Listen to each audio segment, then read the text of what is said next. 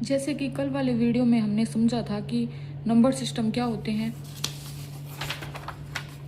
Number system में कौन कौन सी संख्याएं होती है, वो सारी हमने कल पढ़ ली थी। और कल मैंने आपको बताया था कि मैं इन सबको एक डायग्राम के माध्यम से आपको बताऊंगी कि किस प्रकार की संख्याएं कहाँ आएगी, कौन सी छोटी होती है, कौन सी बड़ी होती है। ठीक है, तो यहाँ मैंने एक डायग्राम बना के दिया है आपको।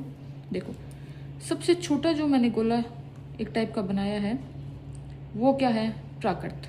ठीक है, क्योंकि प्राकृत संख्या में आपको पता है कहाँ से संख्या स्टार्ट होती है, 1 2 3 से लेके कहाँ तक, अनंत। फिर पूर्ण संख्या में जीरो भी आ जाता है। क्या आ जाता है, 0 1 2 3 से लेके अनंत तक। क्यों आ जाता है, क्योंकि प्राकृत संख्या के अंदर जीरो को काउंट नहीं किया जाता। पूर्ण संख्या के अंदर हमने जीरो को शामिल किया था, तभी एक नई संख्या के रूप में हमारे सामने आई थी पूर्ण संख्या। ठीक है, तो देखो यहाँ सबसे छोटी जो संख्या होती है, यानी जिसमें सबसे कम नंबर्स होते हैं, वो कौन सी होती है, आपकी प्राकृत संख्या। इन पांचों की बात कर रही हूँ मैं, कौन सी होती है, प्राकृत संख्या। फिर जीरो आएगा, इसका मतलब इससे थोड़ी बड़ी कौन सी होगी, पूर्ण संख्या। और मैंने इस गोले को पूर्ण संख्या के अंदर लिया है। क्यों लिया है, क्योंकि ये जो सारी संख्या है प्राकृत वाली, वो पूर्ण में भी आती है। ठीक है, तो आप समझना कि किसी गोले को मैं अगर किसी को अदर गोले के बाहर या अंदर ले रही हूँ, तो इसका मतलब वो अंदर शामिल है उसके। यहाँ देखो, प्राकृत संख्या किसके साथ शामिल है, पूर्ण संख्या।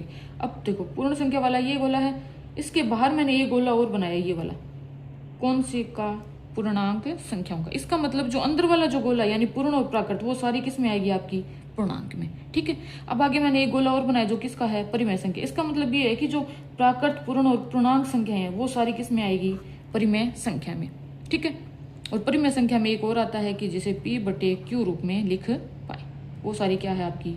और Q क्या नहीं होना चाहिए, जीरो नहीं होना चाहिए। पूर्णांक में क्या आती है, नेगेटिव नंबर और आ जाते हैं, यानी ऋणात्मक नंबर्स। ठीक है, अब देखो यहाँ पे आपको साइड में दिख रहा होगा कि मैंने अपरिमेय संख्या का जो गोला है वो साइड में बनाया कहीं अलग जगह पे। ठीक है, वो इसलिए बनाया कि जो अपरिमेय संख्या होती है उसका कहीं भी कोई लेना देना नहीं होता किससे, परिमेय संख्या से। क्योंकि हमने परिभाषा में भी पढ़ा था कल कि जो परिमेय संख्या ना हो वो कौन सी, आपकी अपरिमेय संख्या। ठीक है, इसलिए मैंने गोला क्या बनाया है, अलग से।